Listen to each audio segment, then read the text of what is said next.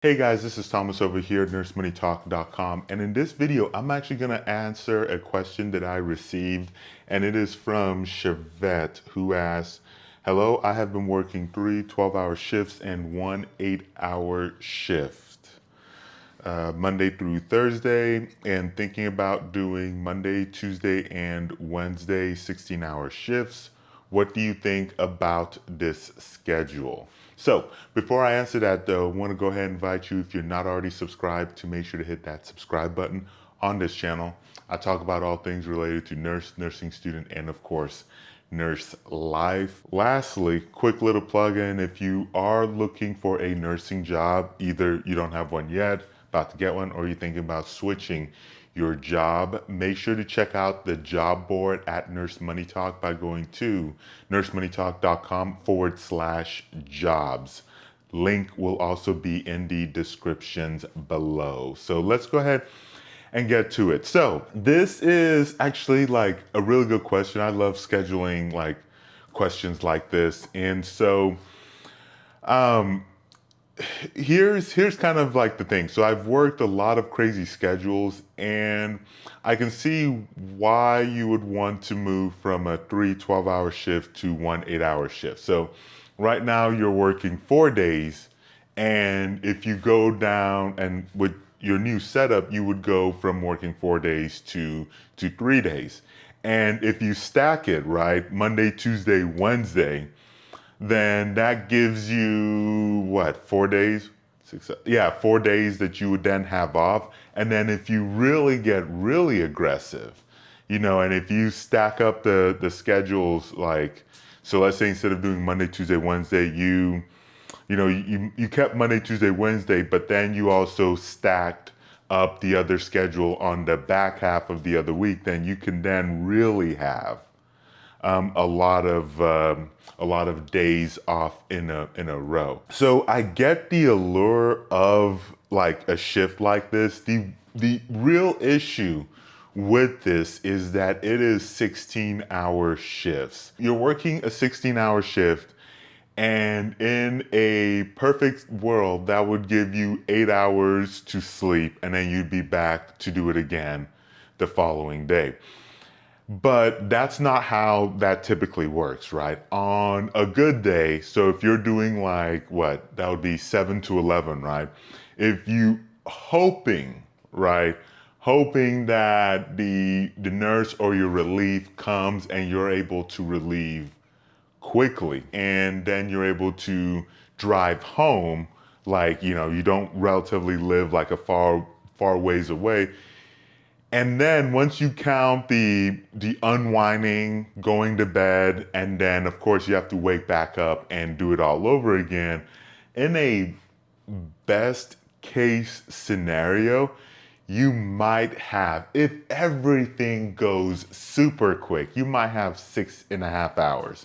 And so Monday would be fine, but then you would be running, for Tuesday and then Wednesday again, you'd be running 6.5 hours. I think that's probably like a very generous estimate, because when I worked this schedule, somebody would always show up late.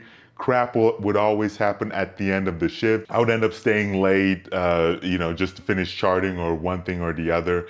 And then the other thing that would end up being the issue is that I lived, or at least from this facility, when I was working that schedule, I lived, I think about what, it would have been 25 minutes or so from, no, I lived 30 minutes away.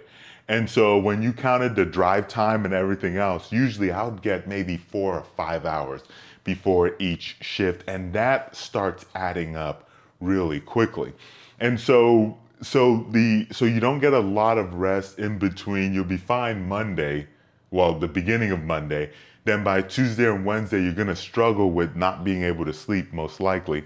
The other thing to keep in mind about schedules like this is that if you've never worked a 16-hour shift before, and maybe you have, maybe you do know this, and is that those last 4 hours, they can suck and they can drag on for dear life.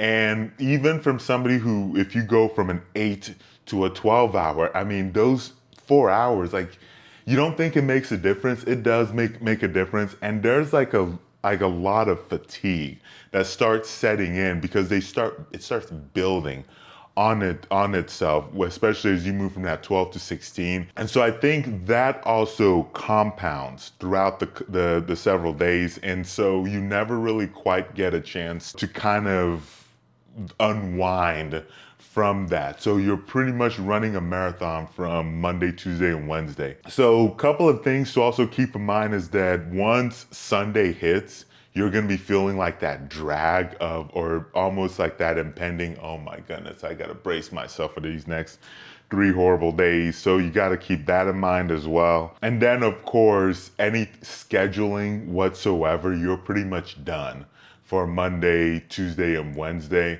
So if you have like any potential obligations, kind of keep that in mind as well.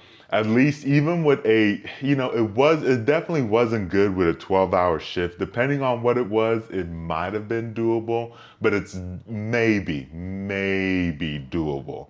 But it's definitely not going to be doable for anything like in the evenings if you're doing that 16-hour shift.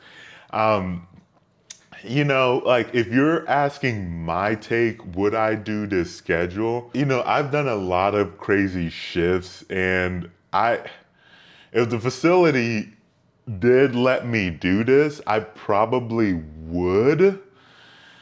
It's not something I think you should do long term, but I probably would. I probably shouldn't, but I probably would. I think a better schedule would be like a 16 if you're doing Monday, Tuesday, a break on Wednesday, and then follow that up with a 16 on Thursday. So at least at that point, you kind of have like a little bit of a break and a gap, kind of like in between that. So I think that'll also keep you from getting like super fatigued and potentially running into some unnecessary like mistakes at work, because that's always kind of the risks of running shifts like this. But that is all I've got for this particular video. If you guys have any questions for me, you can definitely leave it in the comment sections below this video, or I guess any video that you're watching on my channel that you have a question on.